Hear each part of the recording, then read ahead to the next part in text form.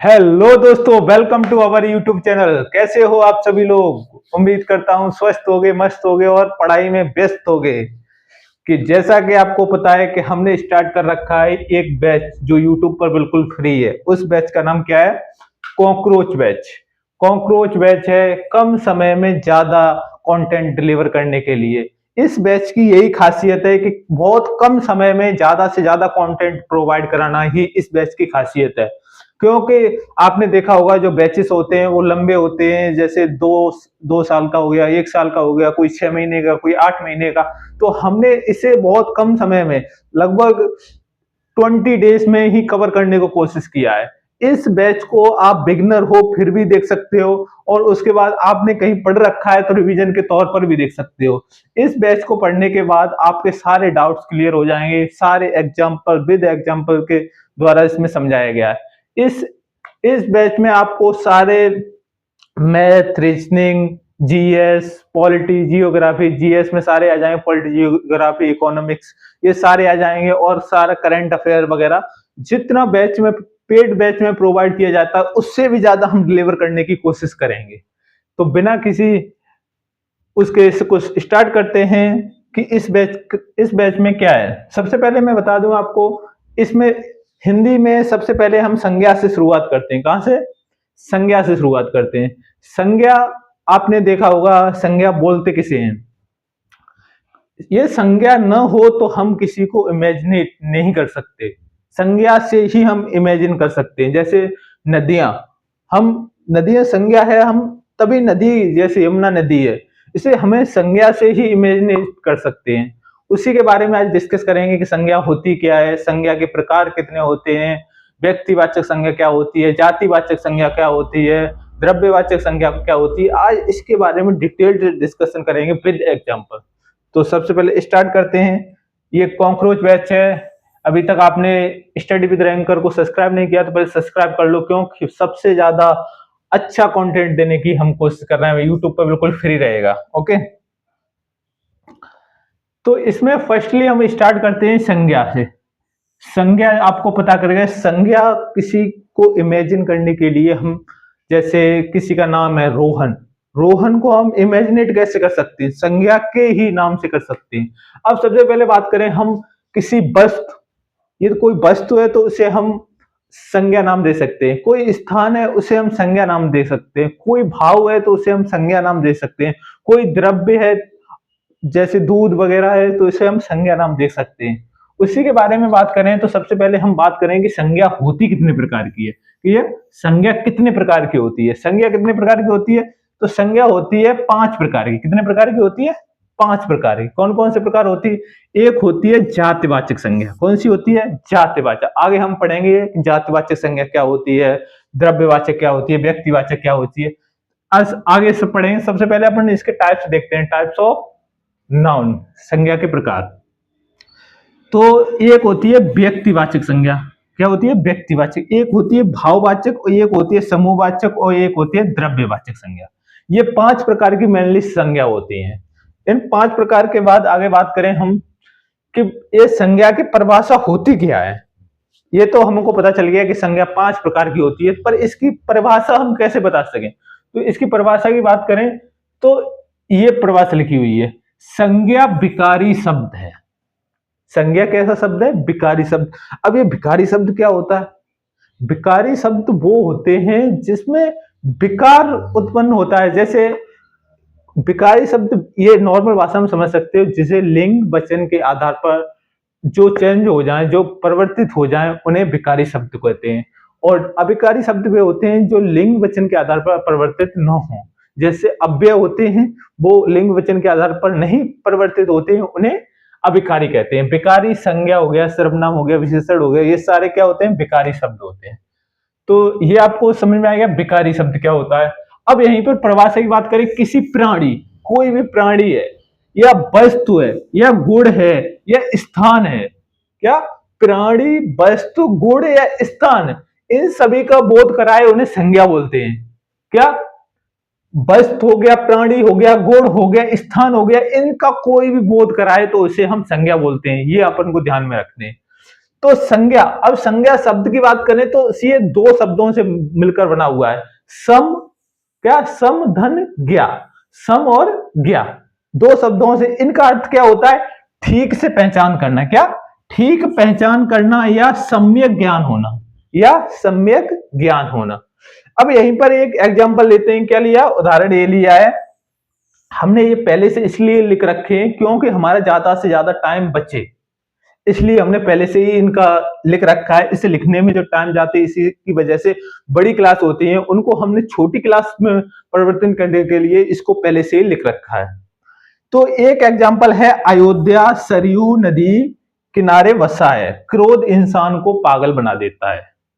अब इसमें बात करें, अयोध्या ये भी संज्ञा है, सरयू ये भी संज्ञा है, क्रोध ये भी संज्ञा है, इंसान ये भी संज्ञा है, पागल ये भी संज्ञा है।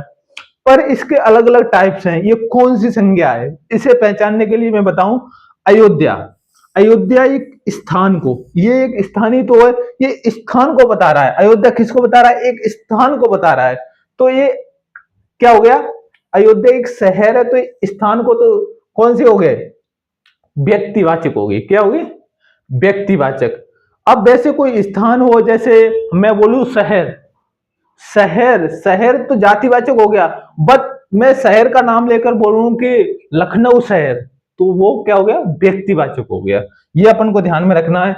ये मैं अभी बताऊंगा कि व्यक्तिवाचक क्या होता है और वो जातिवाचक में क्या अंतर होता है। सरयू, सरयू ये भी एक व्यक्तिवाचक है। वैसे नदी किसमें? जातिवाचक में आती है। नदी किसमें आती है? जातिवाचक। पर ये व्यक्तिवाचक इसलिए क्योंकि सरयू पर्टिकुलर नाम से लेकर, सरयू नदी की बात कर रहे हैं, केवल नदियां की बात नहीं कर रहे हैं, सिर्फ सरयू नदी पर्टिकुलर नाम लेकर बात कर रहे हैं। हम स्टडी विद रैंकर्स की बात करें तो ये क्या हो गया?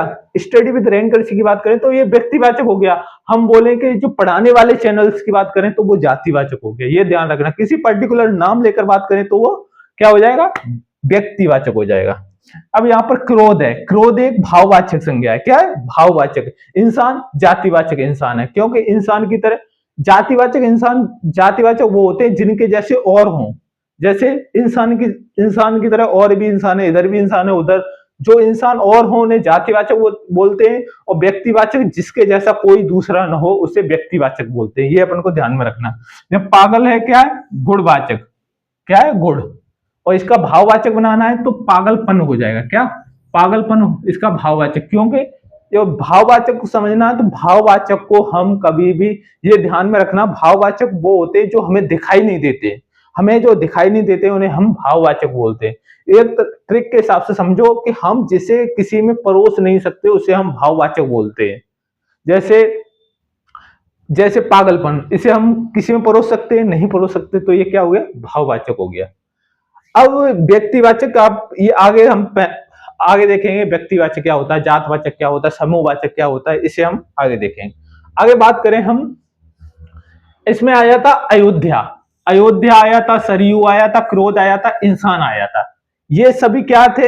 ये संज्ञा थे, क्योंकि ये अलग अलग टाइप के संज्ञा थे। कोई जातिवाचक था, कोई व्यक्तिवाचक था, कोई भाववाचक थे। इसमें अलग अलग संज्ञा थे। इसके एग्जाम्पल की बात करूं तो और एग्जाम्पल, एक एग्जाम्पल है, पीतल के बर्तन में खाना बनाओ। किसमें? पीतल के बर्तन में खाना बनाओ। इसमें पीतल ये द्रव्यवाचक हो गया, बर्तन ये क्या हो गया?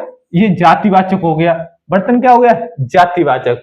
इसी तरह किसी भी एक टेंस में, किसी भी एक वाक्य में संज्ञा होती है, कोई द्रव्यवाचक में होती है, कोई जातिवाचक में होती है, कोई भाववाचक में होती है। ये सभी अलग अलग प्रकार में संज्ञा होती है। जैसे रमन और श्याम अच्छे मित्र हैं।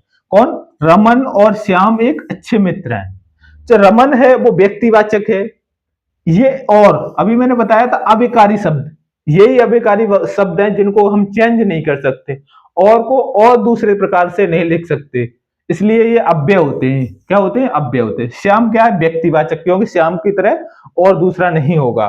अब वो अलग बात हो गई कि राम श्याम की तरह दिखता है, वो तो अलग है, वो जातिवाचक में आ जाएगा। राम श्याम की तरह, यदि बोले कि श्याम घर आया तो वो एक पर्टिकुलर नाम की बात हो गई, तो वो क्या होगा? व्यक्तिवाचक होगा। अगर अच्छे की बात करें तो ये गुणवाचक विशेषण है। क्या? गुणवाचक। मित्र की बात करें तो ये जातिवाचक है। क्या है? जातिवाचक, क्योंकि मित्र की तरह और भी मित्र होते हैं, तो ये यदि इसकी भाववाचक की बात करें तो ये मित्रता हो जाएगी। क्या हो जाएगी? मित्रता इसका भाववाचक हो जाएगा। यहीं पर आगे बात करते हैं कि रचना व्युत्पत्ति, किसके? रचना व्युत्पत्ति आधुनिक के आधार पर संज्ञा के भेद कितने होते हैं? रचना के आधार पर कितने भेद होते हैं? व्युत्पत्ति के आधार पर कितने भेद होते हैं? आधुनिक के आधार पर ये क्वेश्चन बनता है, या यहां से 100% ये क्वेश्चन बनता है कि रचना के आधार पर संज्ञा के भेद, व्युत्पत्ति के आधार पर संज्ञा के भेद, आधुनिक अभी के आधार पर कितने संज्ञा। तो इसका राइट आंसर हो जाएगा 3। कितने भेद होते हैं? मेनली इसके 3 भेद होते हैं। रचना के आधार पर बोल लो, व्युत्पत्ति के आधार पर बोल लो, या किसके? आधुनिक के आधार पर। तो कौन कौन से होते हैं? एक होता है जातिवाचक संज्ञा। क्या होता है? एक होता है जातिवाचक, एक होता है व्यक्तिवाचक और एक होता है भाववाचक। कौन से? जातिवाचक, व्यक्तिवाचक और एक होता है भाववाचक। इनको दूसरे शब्दों में कभी कभी किसी बुक्स में ये भी लिखा होता है रूढ़, यौगिक और योग रूढ़। इसको जातिवाचक को रूढ़, इसको यौगिक और इसको योग रूढ़, इस टाइप से भी लिखा होता है। तो अभी कभी पेपर में क्वेश्चन बनता है तो ये भी अपन को ध्यान में रखना है कि रूढ़ शब्द किसे बोलते हैं, यौगिक किसे बोलते हैं, योग रूढ़ शब्द किसे बोलते हैं। इसे भी अपन को विशेष रूप से ध्यान में रखते हुए ही पढ़ना है। ओके, अब यहां पर इतना समझ में आ गया। अब इसके बाद अपन देखते हैं संज्ञा के मूल रूप से प्रकार। जो मूल रूप से संज्ञा के प्रकार होते हैं वो सिर्फ 2 प्रकार होते हैं। जैसे हम किसी संज्ञा की बात करें, यदि इस पृथ्वी पर कोई संज्ञा है तो 2 ही प्रकार से हो सकती है। एक दृश्य जिसे हम देख सकते हैं, एक अदृश्य जिसे हम नहीं देख सकते। सिर्फ 2 ही प्रकार से हो सकती है। तो इसमें फर्स्ट है यथार्थवाचक। यथार्थवाचक मीन्स जिसे हम देख सकते हैं, दृश्य जिसे हम देख सकते हैं, जैसे जाति, व्यक्ति, समूह, द्रव्य, इनको हम देख सकते हैं। ये मूर्तिवान है। कैसे? मूर्तिवान है। इनको हम मूर्ति बना सकते हैं, इसे मन में सोच सकते हैं। मन में सोच नहीं, उसको हम हूबहू देख सकते हैं। उसे क्या बोलते हैं? जैसे हम किसी मूर्ति को देख सकते हैं तो वो क्या हो गया? यथार्थवाचक। एक होता है भाववाचक। भाववाचक को हम देख नहीं सकते हैं, जिसे हम थिंकिंग कर सकते हैं, सोच सकते हैं, वो अदृश्य होती है, ये अमूर्त होती है, जिसकी कोई मूर्ति नहीं बन सकती, वो अमूर्त होती है। इस तरह से क्या होगा? भाववाचक होगा। यहीं पर बात करें प्राचीन हिंदी के अनुसार संज्ञा के भेद। अब एक क्वेश्चन बनता है मोस्ट इंपोर्टेंट, प्राचीन हिंदी के हिसाब से, किसके? प्राचीन हिंदी के हिसाब से संज्ञा के कितने भेद होते हैं? प्राचीन हिंदी के हिसाब से संज्ञा के 5 भेद होते हैं। कितने भेद होते हैं? व्युत्पत्ति के आधार पर 3 भेद। व्युत्पत्ति के आधार पर कितने? 3 भेद होते हैं। और प्राचीन हिंदी के जो अभी मैंने 5 भेद बताए थे, कितने भेद बताए? 5 भेद। उन्हीं को अब डिटेल में पढ़ेंगे। जो मैंने शुरुआत में संज्ञा के जो 5 भेद बताए थे, व्यक्तिवाचक, जातिवाचक, समूहवाचक, द्रव्यवाचक, ये सारे बताए थे, उसको हम अब डिटेल में समझेंगे कि क्या होता है। उसमें फर्स्ट था जातिवाचक। क्या? जातिवाचक। जातिवाचक क्या होता है? जातिवाचक को हम कैसे पहचाने? सर इसकी ट्रिक बताइए, सर इसको एग्जांपल सहित बताइए। इस सभी को डिटेल में डिस्कस करेंगे। देखो, जातिवाचक संज्ञा होता क्या है? जिन संज्ञा शब्दों में किसी वस्तु या व्यक्तियों की पूर्ण जाति का बोध हो उसे जातिवाचक कहते हैं। ये दिमाग से निकल गया होगा क्या? ये सर परिभाषा, परिभाषा नहीं, इसकी शॉर्ट ट्रिक बता दीजिए सर। क्या? ये परिभाषा इतनी बड़ी नहीं समझ में आई तो इसकी शॉर्ट ट्रिक। तो सबसे पहले शॉर्ट ट्रिक देखो इसकी। इसकी एक ट्रिक बनाई है मैंने। क्या है? दृश्य, बहुवचन, चिन्ह के जैसे और हो, बस हो गया काम। क्या? दृश्य, जिन्हें हम देख सकते हैं। जातिवाचक को हम देख सकते हैं, ये ध्यान में रखना है कि जातिवाचक अदृश्य नहीं हो सकती, जातिवाचक एक दृश्यमान ही हो सकती है। ये ध्यान में आ गया। अब जातिवाचक हमेशा बहुवचन मिलेगी आपको, एक वचन में कभी जातिवाचक नहीं मिलेगी। जातिवाचक हमेशा क्या मिलेगी? बहुवचन में मिलेगी। और जिनके जैसे और हों, ये मोस्ट इंपोर्टेंट में लगा लो, जिनके जैसे और हों वो आपको दिख जाए तो वो जातिवाचक ही होगा। जैसे शहर, यहां भी शहर है, वहां भी शहर है, तो वो जातिवाचक होगा। इंसान, इधर भी इंसान है, उधर भी दोस्त, इधर भी दोस्त है, इधर भाई, इधर भी भाई है, उधर भी भाई है, बहन, इधर भी बहन है, उधर भी बहन है।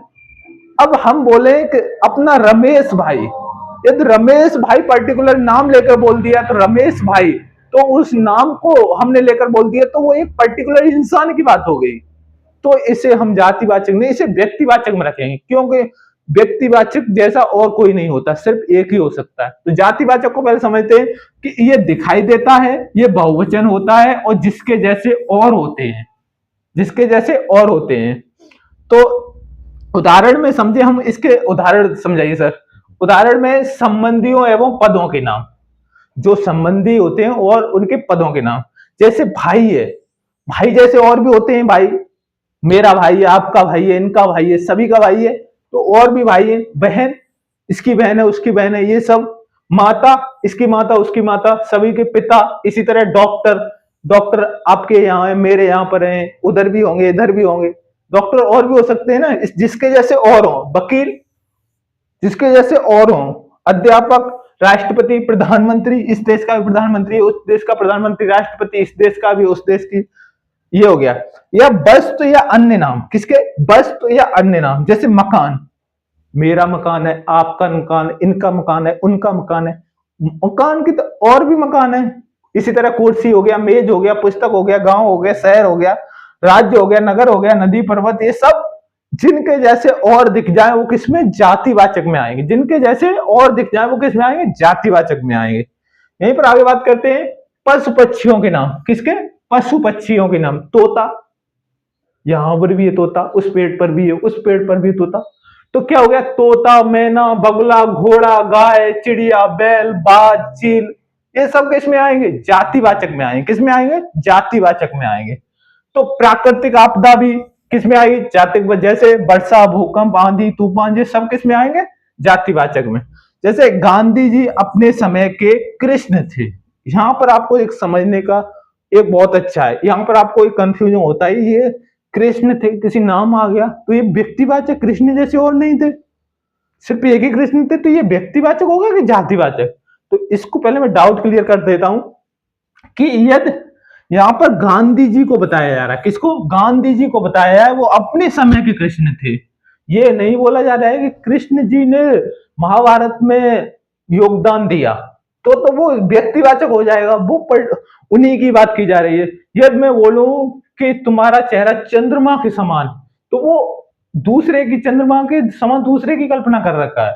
तो यहाँ पर गांधी जी हैं, जो गांधी जी हैं उन्हें कृष्ण के समान माना जा रहा है। जैसे रोहन कृष्ण की तरह दिखता है, सोहन कृष्ण की तरह सांवला है। ये दूसरे को दूसरे नाम से डिनोट किया जाए तो वो जातिवाचक में आ जाएगा। किस में आ जाएगा? जातिवाचक में। ये पहचानना है, ओके।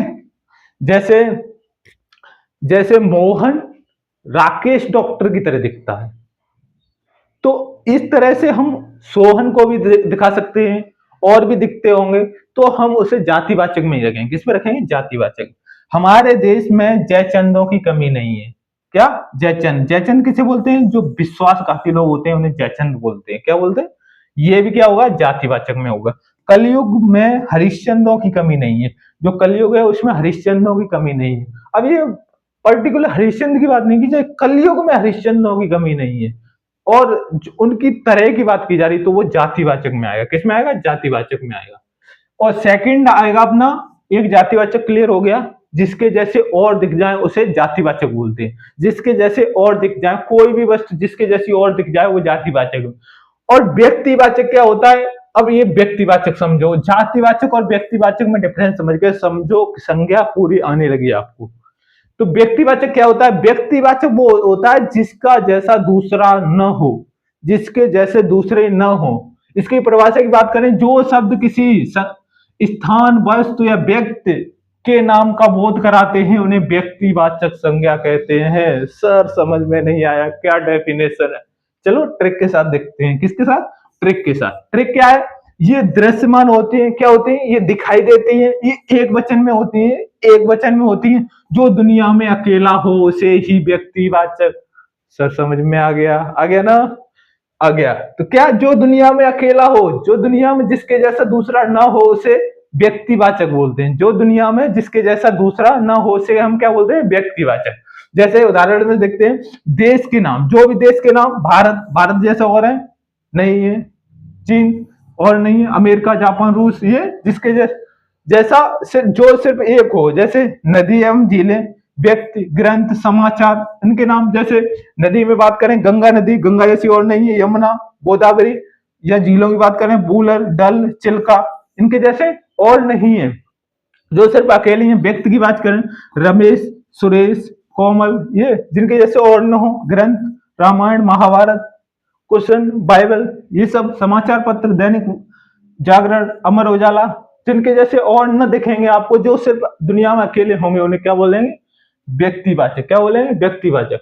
अब नंबर 3 पर होगा सर जातिवाचक समझ में आ गया, भाववाचक समझ में आ गया, सर ये सॉरी जातिवाचक और व्यक्तिवाचक समझ में आ गया, ये भाववाचक को समझा दीजिए सर। तो भाववाचक देख लो। तो भाववाचक की संज्ञा क्या है? भाववाचक की संज्ञा है जिन संज्ञा शब्दों में किसी वस्तु, भाव, गुण, दशा आदि का बोध हो, उसे भाववाचक बोलते हैं। सर दिमाग से जा रहा है, ट्रिक बताइए। ओके, जैसी आपकी आज्ञा। तो ट्रिक देखो इसकी, ये अदृश्य होते हैं, जो अभी जो जातिवाचक और व्यक्तिवाचक कैसे दृश्य, जिन्हें हम देख सकते हैं, बस इसका उल्टा कर दो, इसे हम देख नहीं सकते। इसे हम क्या नहीं कर सकते? देख नहीं सकते, गणना नहीं कर सकते, हम उसकी गणना नहीं कर सकते। वो ये एक वचन में ही होते हैं। किसमें होते हैं? एक वचन में ही होते हैं।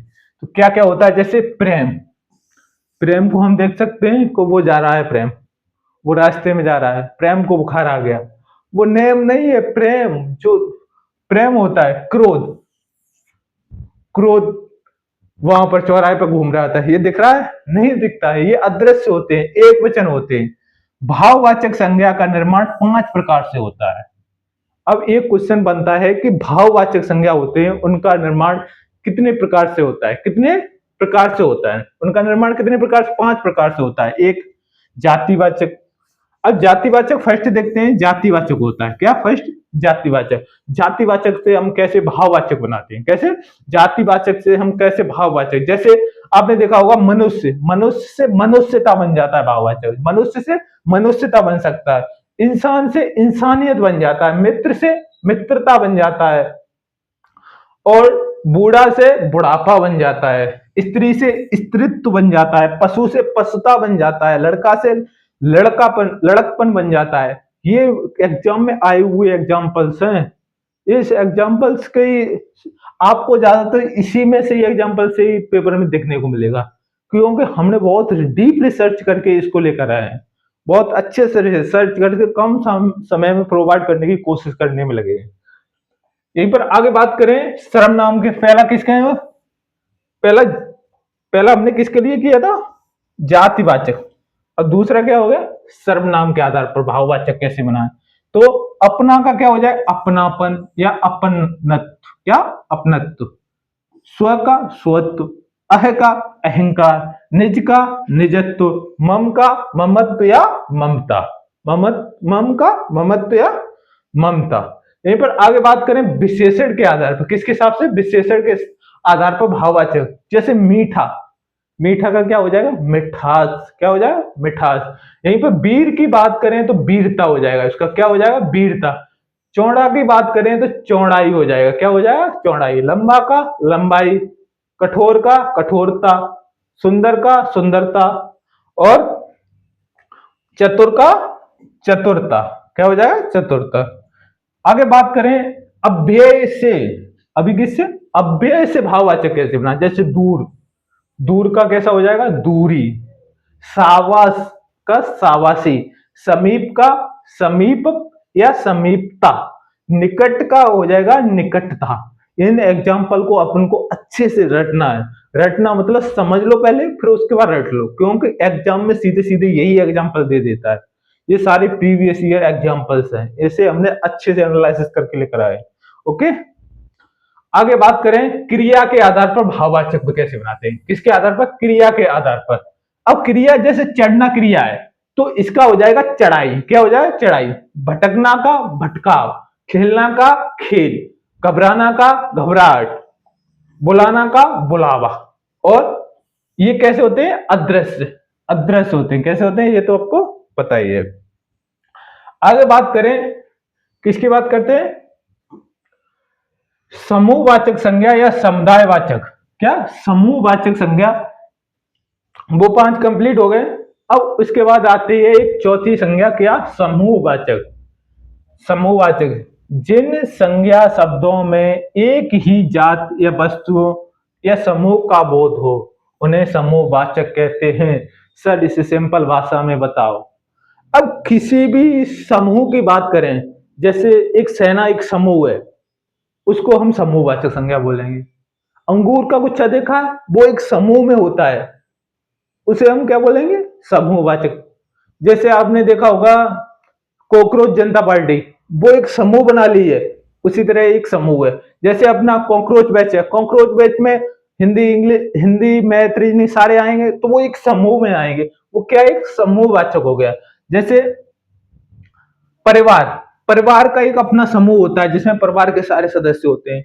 संघ, संघ के, पर एक बात इस समूहवाचक में ध्यान रखना है कि दूसरे समूह का कोई इस समूह में शामिल नहीं हो सकता।